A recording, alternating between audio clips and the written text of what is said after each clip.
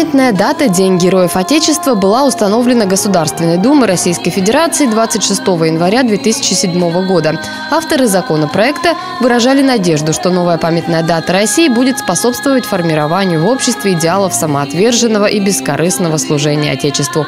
Организаторы патриотического концерта, посвященного этому дню, считают, что подрастающее поколение должно помнить славную историю своей страны.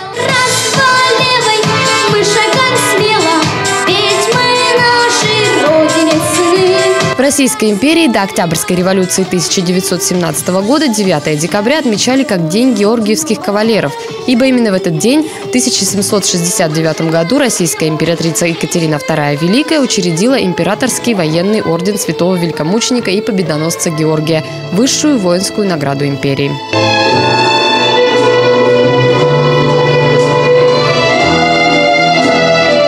На концерте звучали как известные песни в исполнении юных талантов, так и композиции собственного сочинения.